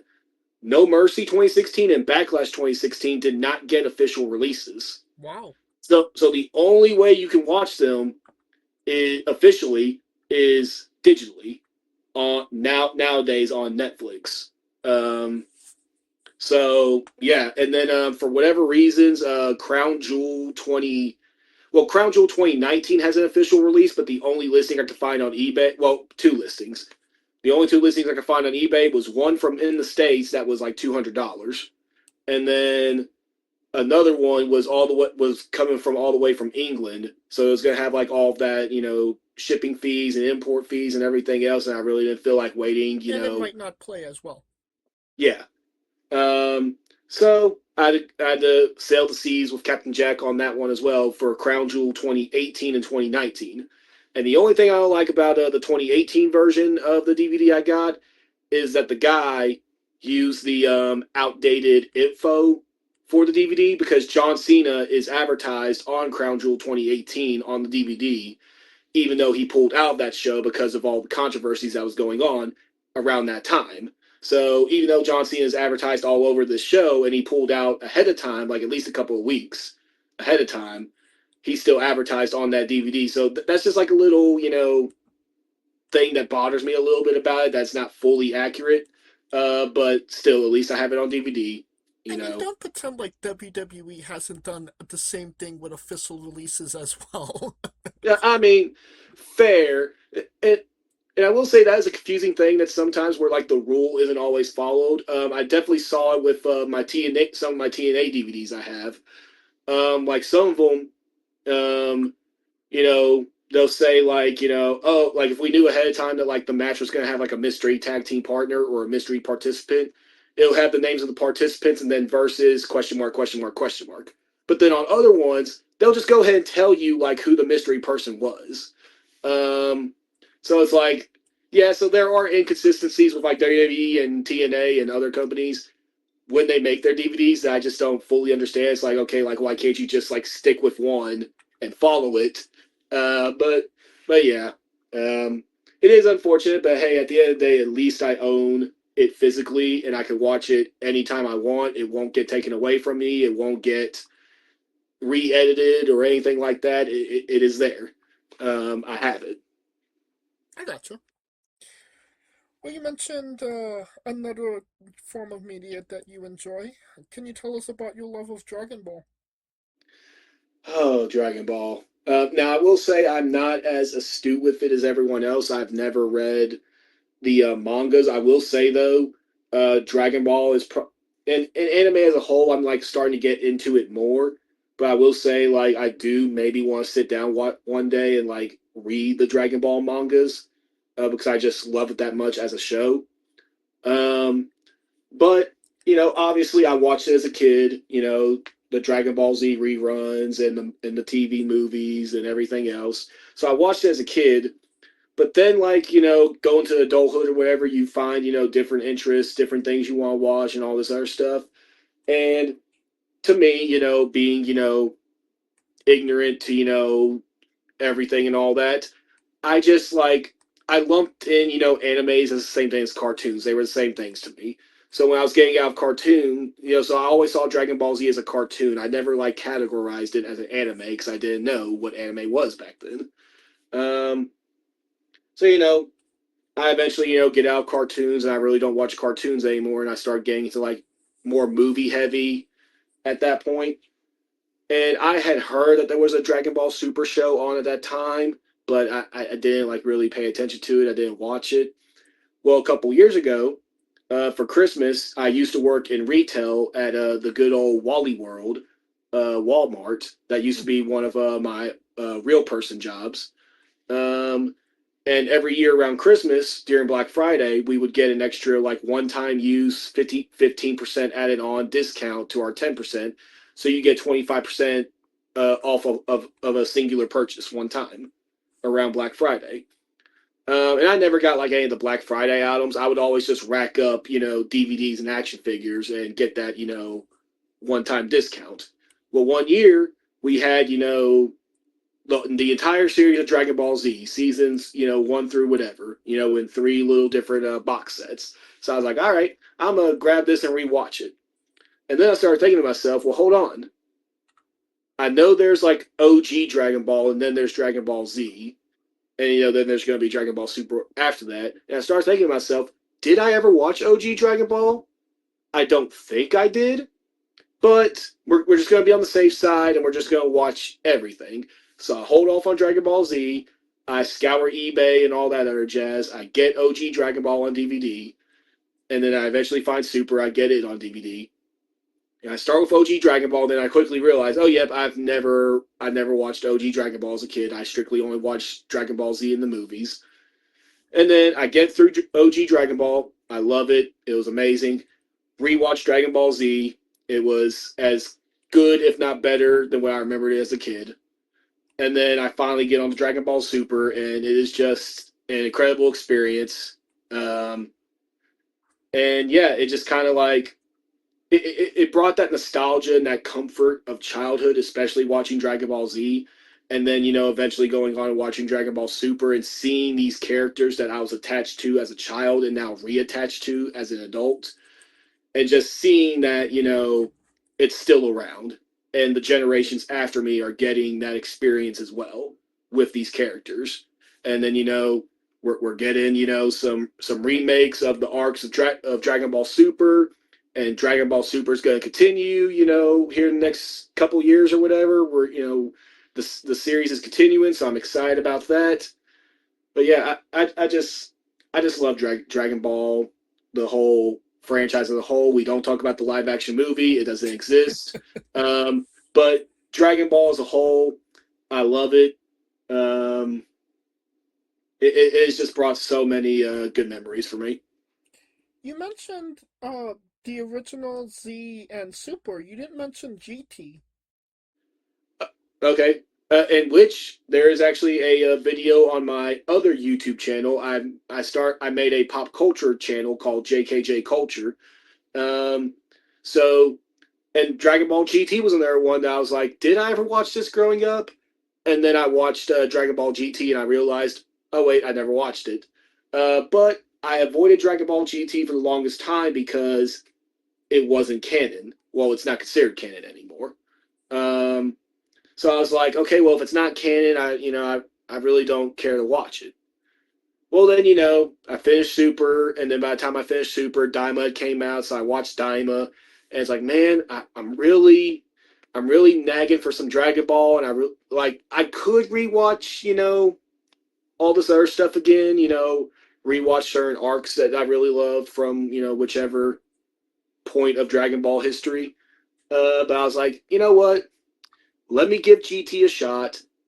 I'm going to have, fresh eyes on it. I don't have, any attachment to it. I don't have nostalgia for it. And I'm also, not one of the people who was maybe my brother's age when it came out back then, who was kind of like, teenager area or whatever and didn't like the show. I'm not in that category either. I have the most fair eyes possible to watch this show. I'm an adult, so I'm not going to have any nostalgia towards it, and I can judge it fairly. And I did. I watched Dragon Ball GT. And, it's whatever. It's whatever for me. It's one of those where I don't hate it, but I don't love it either. If I had to give it a score, it'd be sitting right in the middle at like a 5 or 6 out of 10. There's parts of it I didn't like. There's parts of it that I did like. So it's just kind of like, it exists. And I understand, why it's not considered canon anymore. So it's like, do what you will with Dragon Ball GT if you like it or not. I'm just kind of whatever about it. Fair enough. But who is your favorite character in Dragon Ball? I mean, I could go the obvious route and say, someone like Goku. Or I could say, as a kid, and even now as an adult, because, he gets ragged on too much, in my opinion. But Krillin, we need to quit ragging on Krillin. We need to realize that, like, if you put him in any other anime universe, he takes out, the majority of, other anime universes. Because he is, like, probably the strongest human on Earth. And he can even, like, go into other territories, with other beings a little bit, not too much, but a little bit.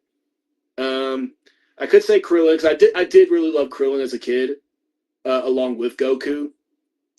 But after rewatching everything and watching Super, just because of his arc, and yes, he could have been used way better, and he has so much more potential.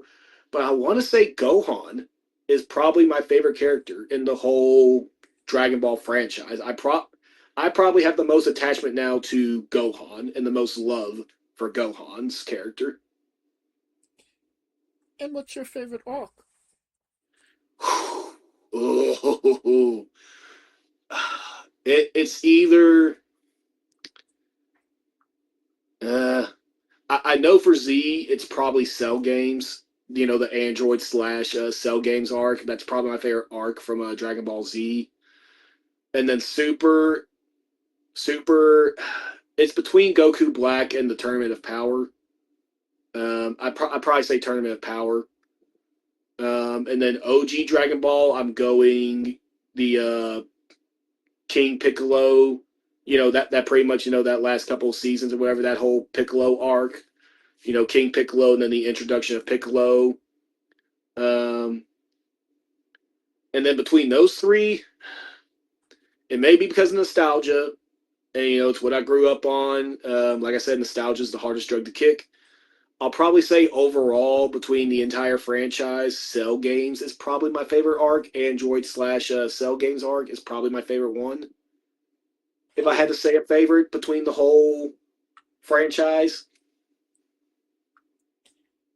Alright. Now, I think it's time for the colossal question. Let's say they're making a movie about you. Every movie has a soundtrack. What would be the first 3 songs on your movie soundtrack? The first 3 songs. Oh my goodness. Oh. All right. So I'm gonna, we're gonna set the pace a little bit. We're gonna have they're gonna be within the same genre, but they're gonna have different emotional settings. Because movies sometimes they start off on a high note, and then in the middle and towards the end you kind of have this low note, and then it ends in a bang, and it's happy, and it's kind of inspirational. So for the beginning, we're going 3 Days Grace, and we're doing. Oh no! Or do I want no? Okay. Ooh. Okay, we're going Linkin Park to start it with, and we're doing Paper Cut. Okay. That middle, that kind of like low point where things get like a little emotional and sad. See, now I'm going to have to cut one of these bands because I know what I want to end it with. So I'm going to have to cut one of these bands.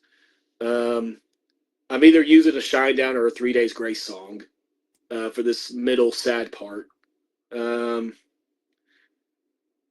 going to cut 3 Days Grace just because I know what Shinedown song I was already going to use. I'll use A Symptom of Being Human by Shinedown for that little sad, low part of the movie. Okay. And then for the end, to give kind of like that, like we're pumped up and we're giving something, inspirational to feed off of at the end, I'm going with Skillet, and we're doing Awake and Alive by Skillet. Alright. Well, definitely a solid 3 picks. Now that we have the soundtrack down, everybody knows you get the soundtrack first, then you write the script, and then you go to casting. Who plays you and you can't say yourself because you are obligated to make a Stan Lee-esque cameo. Okay. I guess Stan Lee-esque cameo, and I have to pick someone to play me. See, I'm trying to think, because, like, there's no one, because, like, I like being accurate to source material. Like, I'm picky about those things. But it's like, off the top of my head, I don't know anyone that, like, could look like me. So I'll say this because it's kind of like an inside gag with some of my friends from back in high school. And I mean, I guess he could, it's close enough he could pull off my look. Now, I don't know his name. I don't know, like, his acting name, but I know he was called 007 in the Grey's Anatomy TV show, if anyone's ever watched Grey's Anatomy. But I remember all my friends, they would, who did watch Grey's Anatomy, they would tell me, like, oh my goodness, you remind us of this person, 007 from Grey's Anatomy, just the way you act, everything else, blah, blah. So I'm like, okay, I guess I'll start watching Grey's Anatomy or whatever. I binge through the show or whatever. I see the character that they're comparing me to. Again, I apologize because it's probably better that I should have an actor name attached to it. I don't know his name, though. But off the top of my head, I'll say the guy that played 007 from Grey's Anatomy. Or if I say just an actor name, just throwing out an actor name to get someone to play me. Ryan Reynolds, I guess. He's popular still. He'll make it he can make it a funny movie, I guess.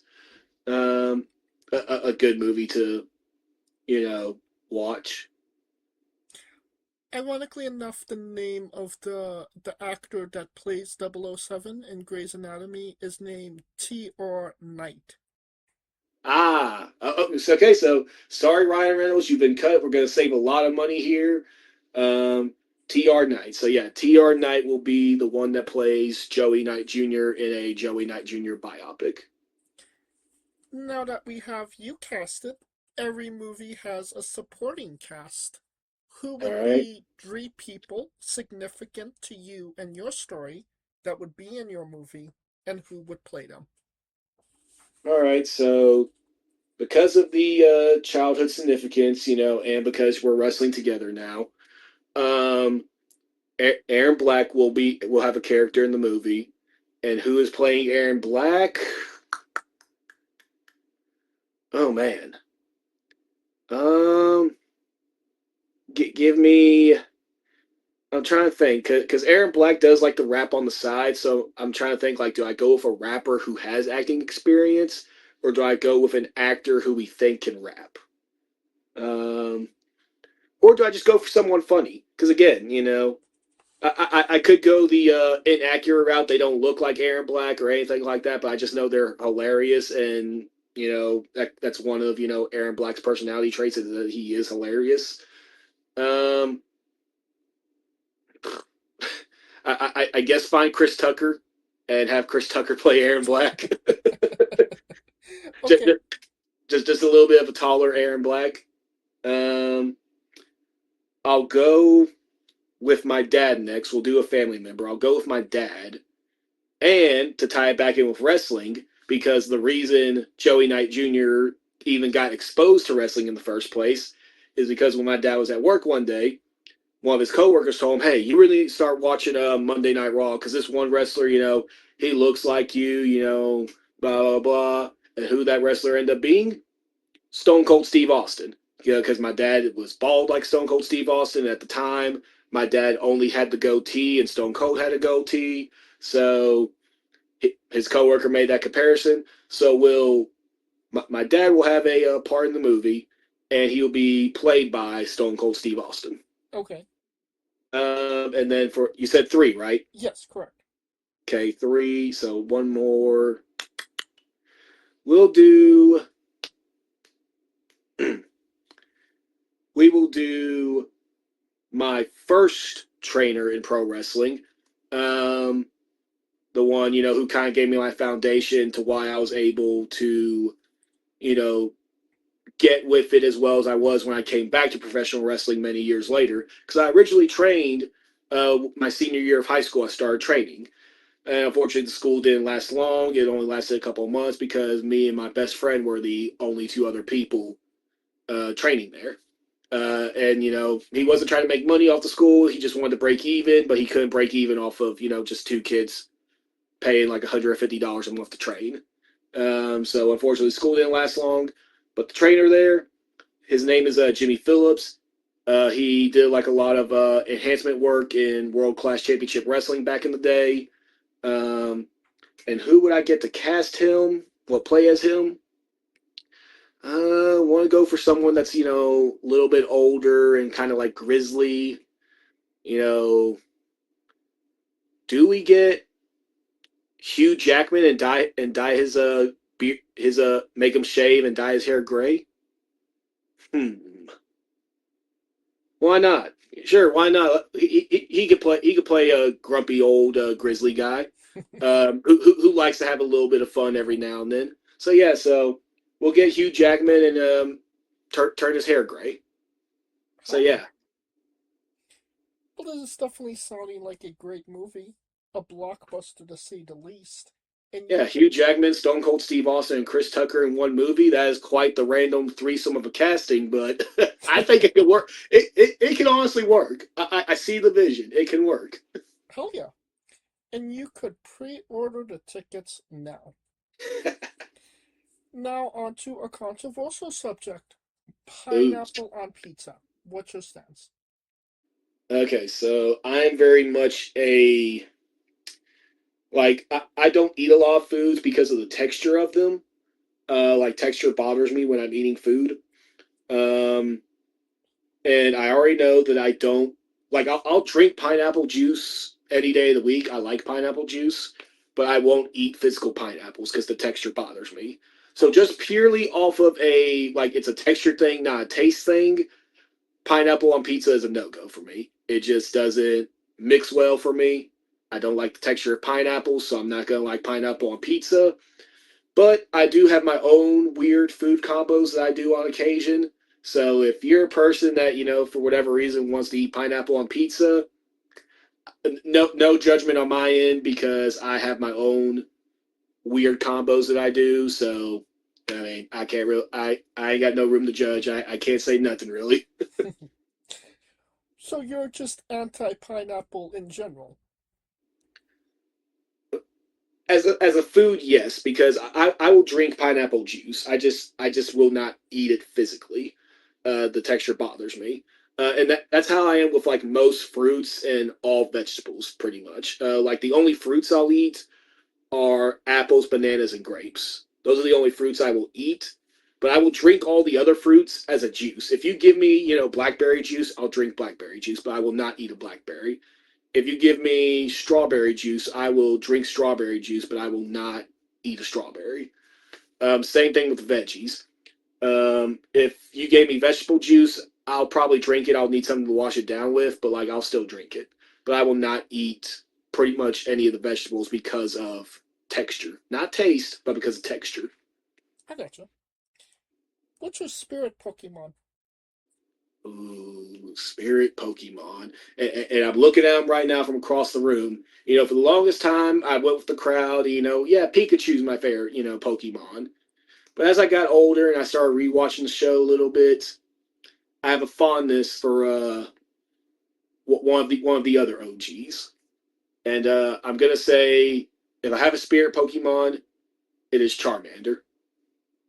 Charmander is probably my favorite Pokemon. So if I have a spirit Pokemon, it is Charmander. Now, we love the late great Tracy Smothers on the show. All Do right. you know the acronym for Doug? THUG. Doug, THUG? Yeah. No, what is it? T is for terrible, H is for hell, U is for ugly, and G is for jail, 'cause a Doug can't spell.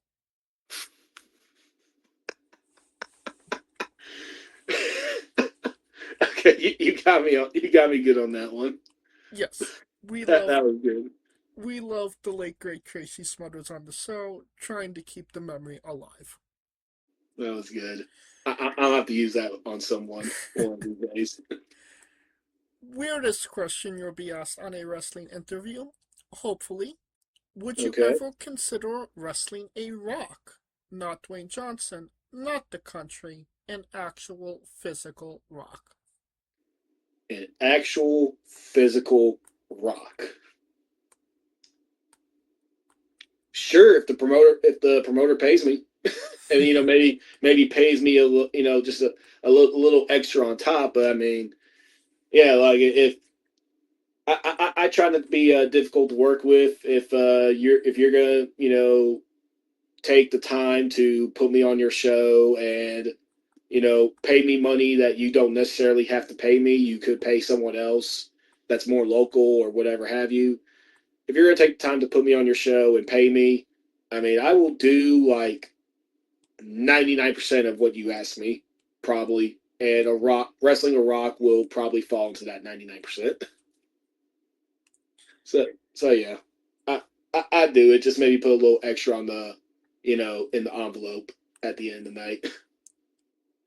Just for context, there is a wrestler named Psycho Mike that indeed wrestled a rock for over 15 minutes in a Tungsten Man match. That's an Iron Man match that lasts for 2 weeks. Psycho. I wonder if we're thinking of the same Mike. The guy that works the hard cam. Okay, yeah, we're thinking of the same guy. I was about to say, is it the guy that's goes viral in mystery wrestling? Okay, we're thinking of the same guy. Yeah. Okay, I did not know he did that. Yeah. Okay, I may have to scour the internet for that one and find that. I can send it to you. Okay. On a more serious note, where do you see yourself in 5 years? Man, hopefully, Lord willing, hopefully still wrestling. Hopefully, no injuries obtained to where I can't wrestle. So hopefully, still wrestling. And just hopefully, I'm someone that is even more mature as a person than I am right now. Hopefully, I continue to mature. And then also just someone who has more things checked off on his bucket list than he does right now. I know just personally and as a pro wrestler, I want to be in all 50 states. I want to visit all 50 states, and then I also want to wrestle in all 50 states. So if I can accomplish that through wrestling, that'd be tremendous. And, right now I have 3 checked off. I'm going to have 4, checked off when I go to North Dakota here in next week or so. So, hopefully 5 years down the line, it's still not sitting at 4. Hopefully it's sitting at, like maybe 10 or 15 or 20. Or who knows, maybe I get really lucky and all 50 are checked off within the next 5 years. And then, hopefully, I get to be in the ring with some of the guys that, I dream about wrestling. Guys like Brian Myers, Matt Taven, Mike Bennett, Bear Bronson, Eddie Edwards, Moose. Just a lot of guys that, I grew up watching, through my teen years and even childhood, and they're still wrestling right now. So just a lot of guys that I would love to have an opportunity with to wrestle in the ring. And if I can at least say that I got to be in the ring with one of them, then it would, that would already be more than what I could ask for. And hopefully with a Dawn Marie, Jimmy Wang Yang, and Spike Dudley action figure in your collection as well. Yeah, yes. Hopefully within the next 5 years, I can obtain the human monies to afford, without financially breaking me for the rest of my life, afford a Dawn Marie, Jimmy Wang Yang, and a Spike Dudley of all the 3 people I could have said from that time period. Hopefully, I can afford them and add them to the collection so that way it will be complete.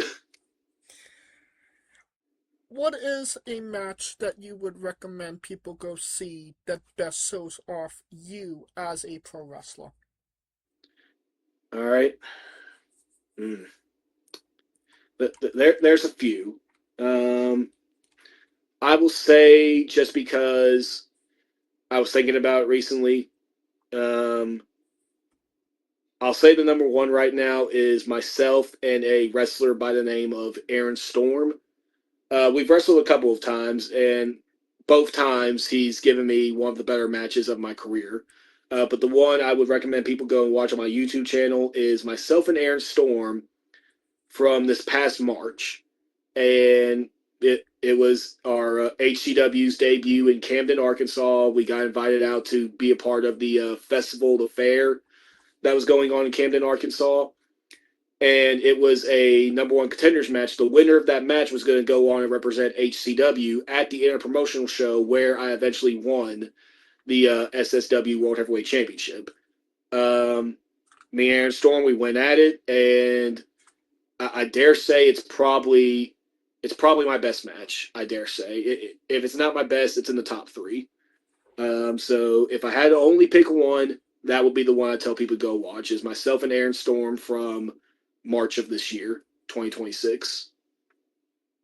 All right, and that's on your YouTube page, correct? Yes, that is on my YouTube channel. Perfect. I will grab a link to that, and I will put in the description of the video below, but on YouTube and Castbox.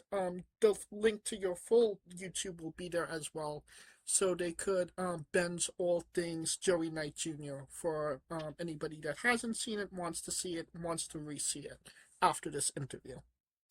Perfect. And since we are nearing the conclusion of this interview, we are wrestling with the 8 questions of doom. This is our speed round, our bonus round, the round where we see who you really are. Are you ready? All right, I'm ready. Excluding yourself, greatest wrestler of all time. AJ Styles. Worst wrestler. Great Khali.